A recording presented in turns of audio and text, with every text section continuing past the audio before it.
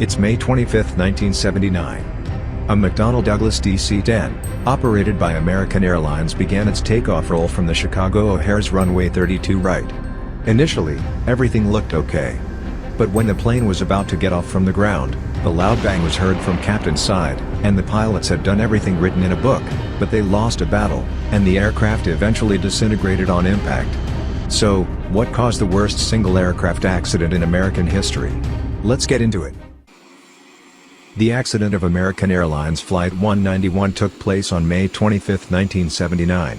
But the starting point of the disaster was not at Chicago, but in Tulsa, Oklahoma, where the November 110 Double Alpha, a 7-year-old McDonnell Douglas DC-10, was sent for routine maintenance, 2 months prior to the accident.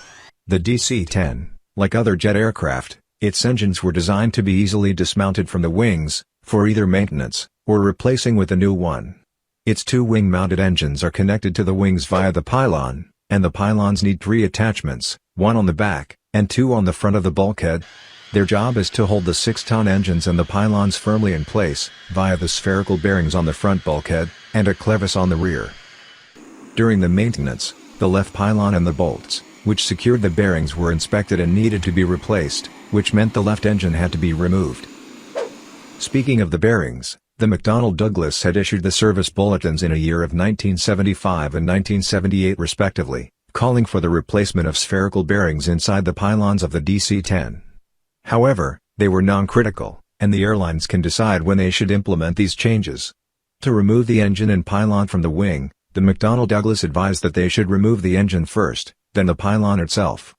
But for the 3 biggest DC-10 operators in America, which were American, Continental, and United Airlines, it was a waste of time, and they liked to have the engine and pylon removed as one single unit. So, they came up with a plan. The American and Continental proposed that, after disconnecting everything from the engine, they will slowly drop it into the freight cradle, and use the forklift to move it away for maintenance. Once finished, they just used the forklift to reassemble the engine back to its place, and reattach everything back. Piece of cake. But United Airlines disagreed, and decided to use the overhead crane instead, but the idea was essentially the same. The McDonnell Douglas seemed okay with United's plan, and totally disagreed with American and Continental, but they can't force both airlines to stop doing it anyway. So, both American and Continental decided to adopt the forklift method, and this would soon be filled with problems. The forklift needs to be at the center of gravity, or they might tip over. Next, the adjustments were made in a trial-and-error fashion, and when the pylon came contacted with the clevis with enough force, it began to crack and blend. And this is what happens to our aircraft.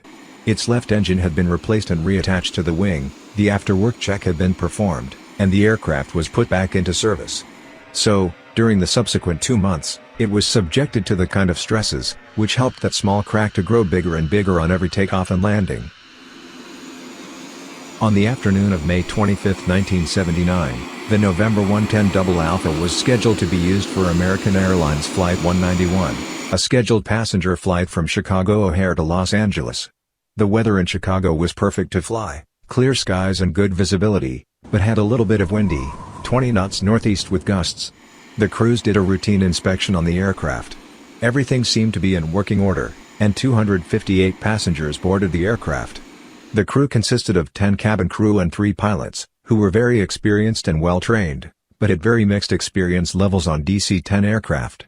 In command of this flight was a 53-years-old Captain Walter Lux, a very experienced captain with more than 22,000 flight hours under his belt.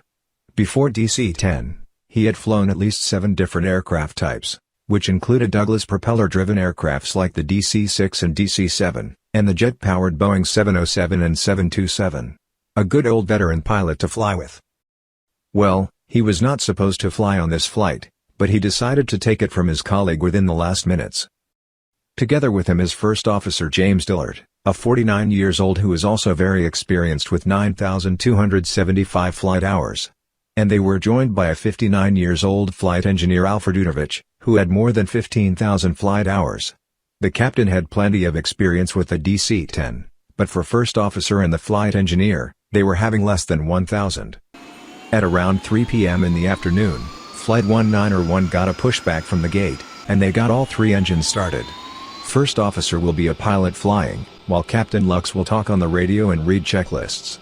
The plane moved out from the gate, and slowly moved on the taxiways until it reached a departure runway, runway 32 right. On every departure, there are 3 speed indications of note. V1 is the speed of no return. Once you pass it, you can't abort takeoff unless you have enough space to make a complete stop on the runway. VR is rotation speed, the point where the pilots can safely pull back on the yoke and lift the aircraft into the air. V2 is the minimum speed for in case of an engine failure.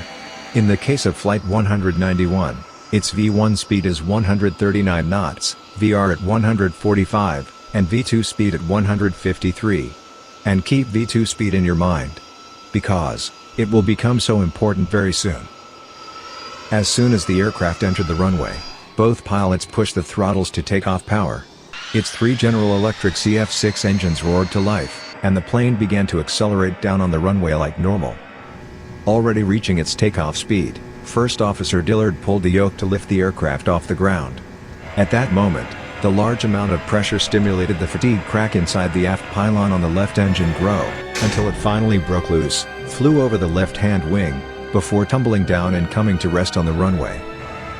When it did happen, the aircraft had already passed V1 speed. The pilot had no choice but to lift the aircraft off the ground. Then, they noticed that engine number 1 had gone dead. First Officer Dillard, who was a pilot flying, followed the procedure that provided for such a case, which meant to slow the airspeed down to V2 speed, and kept the nose pitch up. Although the DC-10 can fly with just 2 engines, but when engine number 1 departed from the aircraft, it ripped a 1-meter section off the leading edge on the left wing, and severed the electrical and hydraulic lines in that area, spilling out the vaporized hydraulic fluid. When the hydraulic fluid ran dry, the leading edges on the left wing automatically retracted, causing an imbalance of lift on the wings, and increased the actual V2 speed to 6 knots, which is 159. Not only that, all flight instruments and systems powered by the left engine were gone dead. Among these were the cockpit voice recorder, the stall warning system on the captain's side, and the slat indicator. Without a stall warning, and the stick shaker, they have no way to know that the aircraft is now stalling. Reaching an altitude of 325 feet, Flight 191 entered the asymmetric stall, roll over to the left, and the nose pitch down below the horizon. The first officer would likely be confused. He did follow the procedures correctly, and the plane's speed is beyond their V2 configuration. Why does the aircraft keep banking left?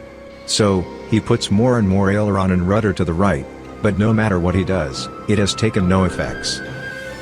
At 3:04 p.m., American Airlines Flight 191 crashed into the open field near a trailer park, 1.4 kilometers from their departing runway. All 271 people on board perished in the accident, making it the worst single aircraft disaster on American soil. The crash was so violent that the aircraft was completely destroyed on impact, and the debris of the aircraft were mixed up with the wreckages of the old hangar, several cars, and a mobile home, where a further 2 people inside were killed. This crash would later gain public interest. All domestic and international DC-10s were banned from flying into U.S. airspace, and the NTSB immediately launched the investigation. When they examined what was left of the number 1 engine, lying on the side of runway 32 right, they found the sign of the metal fatigue on the aft pylon, and traced the aircraft back further into what American Airlines had done. They realized that this had happened not only in American, but also in Continental as well. So, all DC-10s from both airlines were thoroughly scrutinized in the investigation, and found out that 8 of their DC-10 had the very similar cracks in the aft pylon. The flight simulation test was also carried out. Out of all cases, where the recovered flight control input from Flight 191 were duplicated, the aircraft could not be recovered, and crashed in simulator. Once it was established that it was a maintenance procedure that caused this damage, not manufacturing, the DC-10 was let back into the air, but the damage on its reputation was already been done. So, what do we have learned from this disaster? If you spotted any problems in the procedures or any damage, you must report to your appropriate person immediately, so the problem can be solved and the procedure can be continued. Before any new procedure can be implemented, it must be looked through and looked for potential problems and threats in it. So, the work can become much safer. And finally, the stick shakers were now installed inside both pilots' control yoke, so they can realize what's going on, and counteract immediately. The DC-10 would continue to fly for American Airlines until the year of 2000, when it got a retirement. Thank you for watching, and stay safe.